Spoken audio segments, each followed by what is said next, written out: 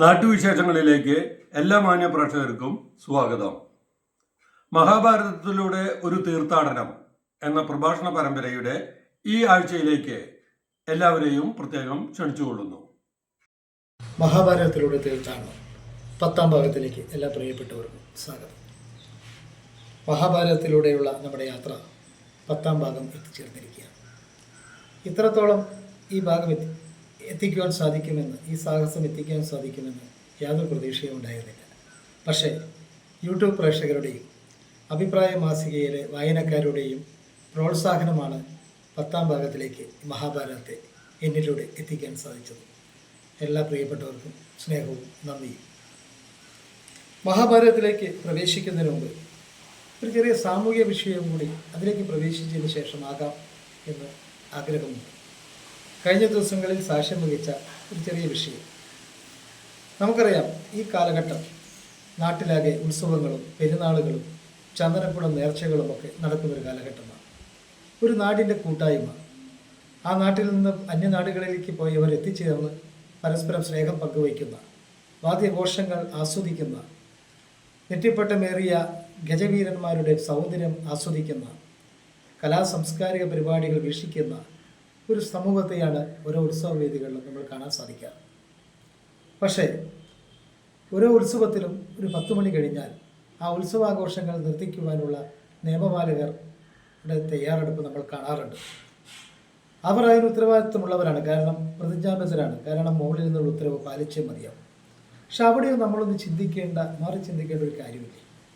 ഒട്ടേറെ പേരുടെ ജീവനോപാധിയായ പെട്ടിക്കടക്കാർ മുതൽ ആന മുതലാളിമാർ വരെയുള്ള ഒട്ടേറെ പേരുടെ ജീവനോപാധിയായ ഉത്സവാഘോഷങ്ങൾ.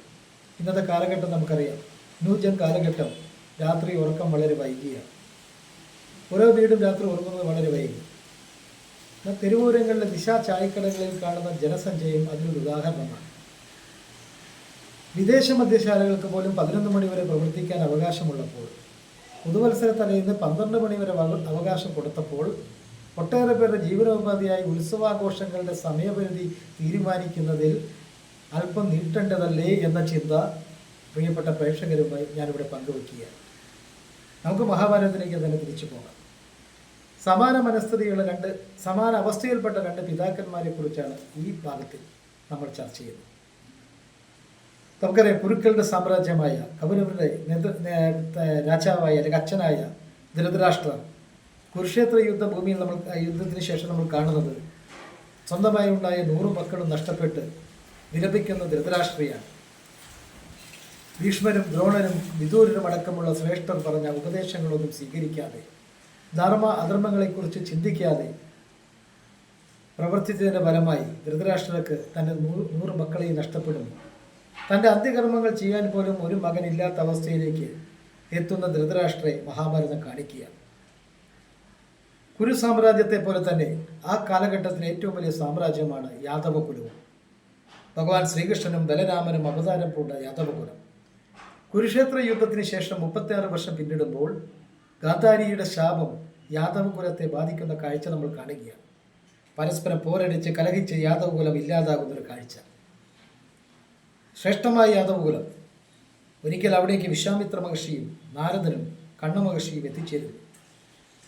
മഹാഋഷിമാരായ ആ 3 പേരും യാദവകുലം യാദവദേശം സന്ദർശിക്കാൻ എത്തിയപ്പോൾ അവരെ കളിയാക്കുവാൻ യാദവർ തീരുമാനിച്ചു. കുറച്ച് ജാമ്പവതിയിലുണ്ടായ മകൻ സാമ്പനെ സ്ത്രീവേഷം കെട്ടിച്ച് ഗർഭിണിയെ രൂപത്തിലാക്കി ആ മഹർഷിമാരെ മുന്നിൽ കൊണ്ടുവന്ന് നിർത്തിയിട്ട് ചോദിച്ചു, ഇവൾ പ്രസവിക്കുന്നത് ആണോ പെണ്ണോ?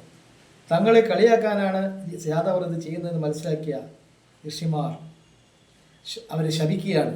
ഇവൾ പ്രസവിക്കുന്നത് ഇരുമ്പുലയ്ക്കായിരിക്കും, അതുമൂലം യാദവകുലം നശിക്കും. കുറച്ച് ദിവസങ്ങൾ പിന്നിട്ടപ്പോൾ മഹർഷിമാരുടെ ശാപം പോലെ ഈ സാമ്പൻ ഇരുമ്പുലക്ക പ്രസവിച്ചു. ഭയജയകതരായ യാദവർ ആ ഇരുമ്പുലക്ക രാഗി പൊടിയാക്കി നദിയിലേക്ക് ഒഴുക്കി. കുറച്ച് ദിവസം കഴിഞ്ഞപ്പോൾ ആ പൊടി ആ നദീതീരം ആകെ ഒരു മൂർച്ചയുള്ള ഇരക്ക് പുല്ലുകളായി മാറുന്ന കാഴ്ച കണ്ടു. കുറച്ച് നാളുകൾക്ക് ശേഷം നദീതീരത്ത് സമ്മേളിക്കാനെത്തിയ യാദവർ മദ്യസൽക്കാരം അടക്കമുള്ളതുമായി സമ്മേളിച്ചപ്പോൾ മധ്യാസത്രന്മാരായ യാദവർ തമ്മിൽ പരസ്പരം അഭിപ്രായ ഭിന്നതകൾ ഉണ്ടാകുകയും പരസ്പരം പോരടിക്കുകയും കലഹിക്കുകയും പരസ്പരം പോരടിച്ച് മരിച്ചു വീഴുന്ന കാഴ്ച നമ്മൾ കാണുന്നു. ഭഗവാൻ കൃഷ്ണനും ബലരാമനും തങ്ങളുടെ അവതാര ലക്ഷ്യം പൂർത്തിയാക്കി ഈ ലോകത്തിന് യാത്രയാകുന്നു. അവിടെ മക്കളുടെയും പേരക്കുട്ടികളുടെയും ബന്ധുമിത്രാദികളുടെയും മരണം കണ്ട് ദുഃഖിതനായി നിൽക്കുന്നത് ഒരു പിതാവിനെ നമ്മൾ കാണുന്നു. ഭഗവാൻ കൃഷ്ണന്റെ പിതാവായ വസുദേവർ. ധൃതരാഷ്ട്രയെ പോലെ തന്നെ സമാന സ്വഭാവം, സമാന അവസ്ഥയിലേക്ക് വസുദേവർ എത്തുകയാണ്. രണ്ട് കുലവും നശിക്കുന്നു. ഭഗവാൻ ശ്രീകൃഷ്ണൻ അവതാരം കൊണ്ട യാദവകുലം നമ്മൾ മനസ്സിലാക്കണം. ഉത്തമമായ യാദവകുലം. കാലത്തിനൊരു കാവ്യനിധിയും കാലത്തിൻ്റെ തീരുമാനങ്ങളിൽ നിന്ന് ഒരാൾക്ക് മാറാൻ സാധിക്കില്ല. ഒരു കയറ്റത്തിന് ഇറക്കവും ഒരു ദുഃഖത്തിന് സുഖവും ഒരു ലാഭത്തിന് നഷ്ടവും ഒക്കെ കാലത്തിൻ്റെ കാവ്യനിധിയാണ്. ഭഗവാൻ ശ്രീകൃഷ്ണൻ്റെ കുലവും യാദവ കുലവും അതിൽ വിഭിന്നമല്ല എന്ന് മഹാഭാരതം നമ്മൾ കാണിക്കുകയാണ്. പ്രതീക്ഷകളാണ് ഓരോ നമ്മളെ ജീവിക്കാൻ പ്രേരിപ്പിക്കുന്നത്. ഓരോ ദിവസവും നമ്മൾ ജീവിക്കുന്നത് പ്രതീക്ഷകളുടെ പുറത്താണ്. പക്ഷേ കാലത്തിൻ്റെ തീരുമാനങ്ങളെയും അംഗീകരിക്കാൻ സാധിക്കണം എന്നത് യാദവകുലത്തിൻ്റെ തകർച്ചയിലൂടെ യാദവകുലവും തകർക്കപ്പെടാം, തകർച്ചയിലേക്കാകാം എന്ന കൃത്യമായ ഒരു ഉദാഹരണം. കാരണം എന്താ? ഭഗവാൻ കൃഷ്ണൻ അവതാരം കൊണ്ട് ഉത്തമമായ യാദവകുലം പോലും കാലത്തിൻ്റെ നിയതികളിൽ നിന്ന് വിഭിന്നമല്ല, അല്ലെങ്കിൽ മാറ്റി നിർത്താനാവുന്നതല്ല എന്ന ഉത്തമമായ സന്ദേശം മഹാഭാരതം നമുക്ക് തരികയാണ്. അടുത്ത ഭാഗം, നമ്മളൊക്കെ നേടുന്ന വിജയത്തിൻ്റെ പിന്നിൽ ഒരു ശക്തിയുടെ സാന്നിധ്യമുണ്ട്, അനുഗ്രഹമുണ്ട്. ആ ശക്തിയുടെ സാന്നിധ്യമില്ല, അനുഗ്രഹമില്ലെങ്കിൽ വിജയമല്ല, പരാജയങ്ങളാണ് നമ്മളുടെ ജീവിതത്തിൽ ഉണ്ടാകുക എന്ന മഹാഭാരതത്തിൻ്റെ ഒരു സന്ദേശവുമായി അടുത്ത ആഴ്ച അടുത്ത ഭാഗം നമുക്ക് വീണ്ടും കാണാം. എല്ലാ പ്രിയപ്പെട്ടവർക്കും ഒരുപാട് നന്ദി.